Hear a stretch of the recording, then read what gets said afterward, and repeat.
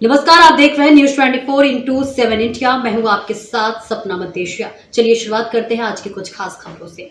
घर घर गीता का प्रचार हो जन अभियान के तहत आईटीआई में हुआ गीता स्वाध्याय का आयोजन। दरअसल घर घर गीता का प्रचार हो जन अभियान के अंतर्गत स्थानीय आईटीआई परिसर में गीता स्वाध्याय पाठ का आयोजन किया गया।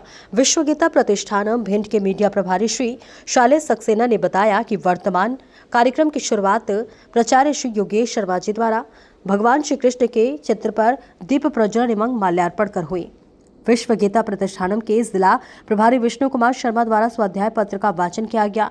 श्री महेंद्र सोनी एवं सुयोग्य मिश्रा द्वारा गुरु वंदना की गई। गीता के मुख्य वक्ता एवं विद्वान श्री रघुराज देपुरिया जी ने कहा कि गीता के अध्याय 3 के श्लोक 33 से 35 तक के वर्णन के अनुसार पर धर्म का आचरण पाप और स्वधर्म का आचरण पुण्य है, तो मनुष्य तुल्यमय आचरण क्यों नहीं करता, वे पाप कर्म करने में क्यों प्रवृत्त होता है।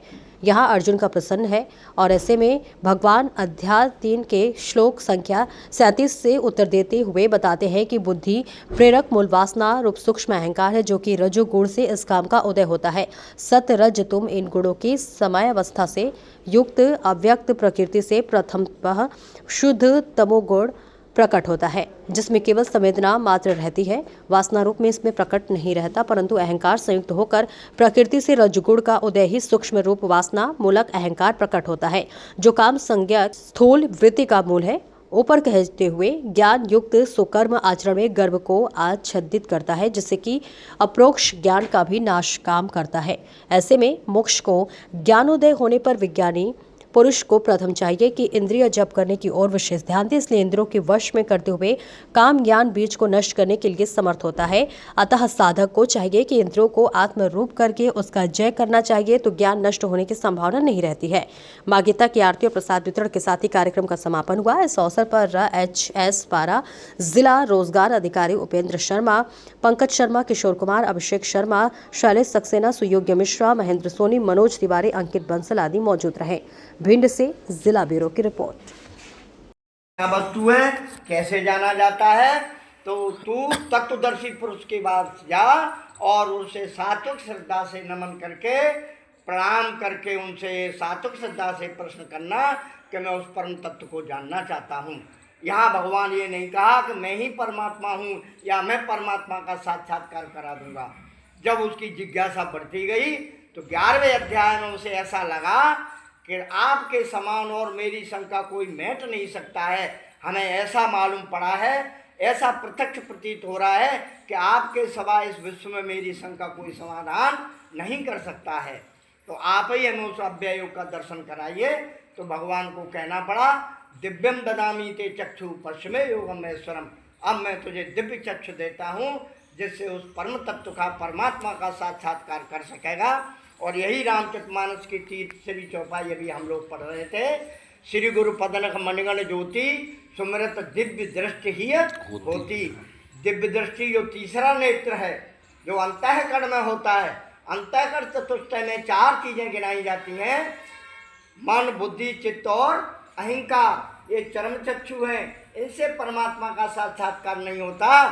अगर किसी भी सभा में, किसी भी विद्युत मंडली में चले जाएं और एक प्रश्न खड़ा करें कि परमात्मा है, तो सब हाथ उठा के कहेंगे बिल्कुल है, सब एक मत हो जाएंगे। कहाँ है, बस इस पे ही अलग अलग मत हो जाएंगे।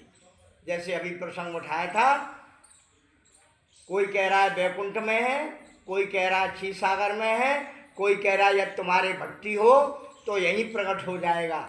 लेकिन हे उमा, तय समाज गिरजा में रेहू अवसर पाए वचन एक कहूँ, मुझे अवसर मांगना पड़ा कि हमें एक ही बात कहनी है। प्रैक्टिकल समझाते हैं आपको। हमारी आँख क्या करती है, देखने का कार्य करती है।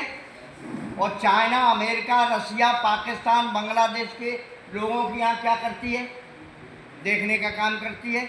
बिच्छू, सर्प और सूअर, कुत्ता, शेर, चीता, जितने भी प्राणी हैं उनकी आँख क्या करती है, देखने का कार्य करती है।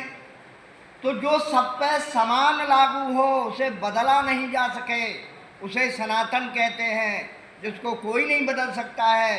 अरे मुसलमान की आँख से देखते नहीं है तो उनका धर्म अलग कैसे हो जाएगा। अरे आँख देखती है तो ईश्वरी नियम ये कहता है कि सब पे जो समान लागू हो और एक सा रहे, सनातन से और सनातन तक एक सा रहे, उसे कहते हैं सनातन धर्म।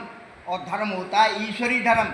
ईश्वरी जो नियम है, ईश्वरी नियम को कोई रद्दोबदल नहीं कर सकता है, और जो रद्दोबदल कर दे ऐसा विश्व में आज तक कोई पैदा न हुआ है न होगा। यही बात भगवान ने, कृष्ण ने भी कही है और ये भगवान राम ने भी कही है कि विधि का विधान बदला नहीं जा सकता। तो विधि का विधान ही नहीं हम जानते, उसका अर्थ कर लेते हैं कि ब्रह्मा जी ने जो विधान लिखा है, अरे वो भौतिक विधान है जो ब्रह्मा जी ने लिखा है। विधान कहते हैं ईश्वरी नियम को।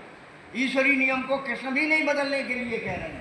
तो ये आँख का जो धर्म है, कार्य है, वो क्या करती है, देखने का करती है। तो हम इसमें फंस गए। और भागवत में एक सिद्धांत आता है, उस सिद्धांत के अनुसार कोई भागवत नहीं कहता है।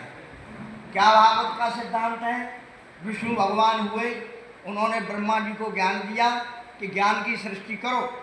हमें ये सिखा दिया कि सारे प्राणी जीव ब्रह्मा जी ने बनाए। अरे इसको गहनता से देखो आप, ऐसा कहीं नहीं लिखा है। उनने ज्ञान की सृष्टि की। जैसे आज सरकार IIT, पॉलीटेक्निक, बीटेक करने के लिए जो विद्यालय खोलते हैं, जिनमें तकनीक सीख करके, इंजीनियरिंग सीख करके MBBS कॉलेज से पढ़ के आते हैं और डॉक्टरी करते हैं।